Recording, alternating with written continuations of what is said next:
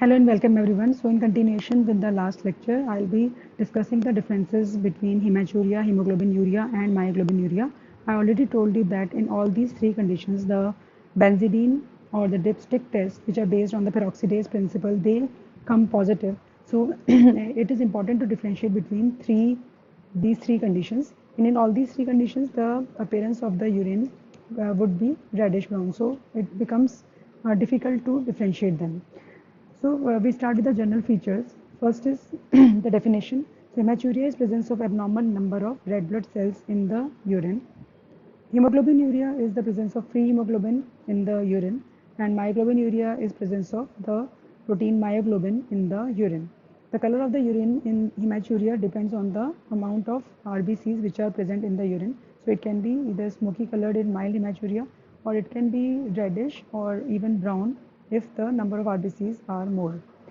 Hemoglobinuria will have a red colored urine, but on standing it becomes dark brown because of the presence of acid hematin. In myoglobinuria, again the urine will be reddish or brown in color.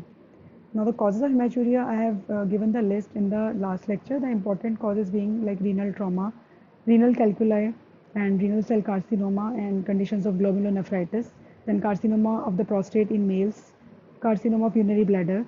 All this can lead to the hematuria. So please go through the list which I have discussed in the last lecture. You can remember that there are three T's where you can see hematuria. So there is trauma, renal TB, and tumor, that is RCC.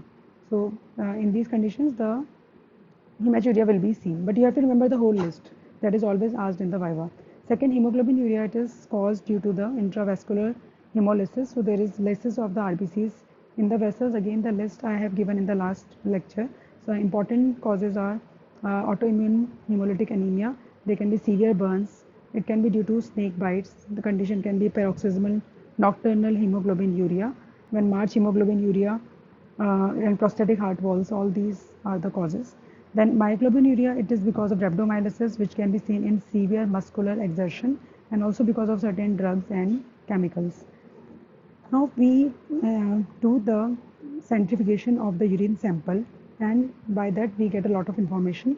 So in case of hematuria, we will observe that after centrifugation the sediment will be red in color, like you see in this picture, and the supernatant will be clear. The supernatant, it is clear, and in the deposits there is the palette of RBC. So this will be seen in hematuria, while in case of hemoglobinuria, even when we centrifuge it, the supernatant will not be clear. The supernatant will be reddish in color. And again in the myoglobinuria also the supernatant will be reddish in color. Now next is the very important microscopic examination. So we know that by the definition the RBCs will be seen only in hematuria, while they will be absent in myoglobinuria as well as hemoglobinuria. Lastly, in the plasma, what test we can do? First of all, the appearance of plasma, it will be clear in case of hematuria, while it will be reddish in case of hemoglobinuria. And in myoglobinuria, again the appearance can be clear because the myoglobin is rapidly removed by the kidneys. So the plasma again here will be clear. Then the serum estimation of heptoglobin. Heptoglobin normally binds the hemoglobin. So in hemoglobinuria it is low. It binds myoglobin with low affinity. So it has a low affinity for myoglobin. So in myoglobinuria it can be even normal or low, while in hematuria it will be absolutely normal. Lastly, one important estimation of serum creatine kinase. Now this is the enzyme which is present in the muscles. So it will be markedly raised in case of myoglobinuria, while it will be normal in hemoglobinuria and hematuria.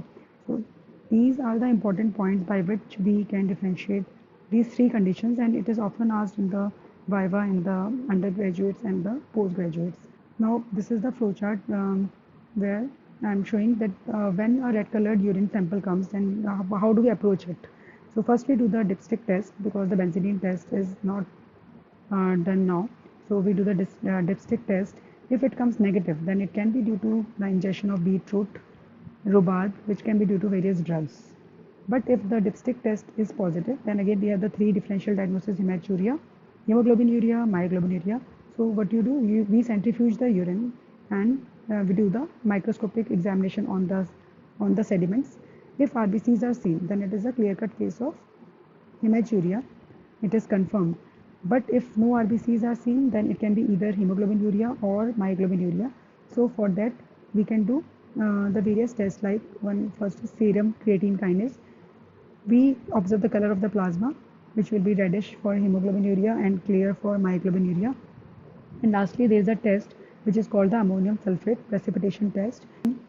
It is based on the principle that in a urine sample, 80% saturation with ammonium sulphate will result in the precipitation of hemoglobin, while the myoglobin will not get precipitated at this concentration. So this is all about the differential diagnosis between these three conditions, which you should remember, very important for the exams, especially the viva. I hope it is of help. Thank you very much.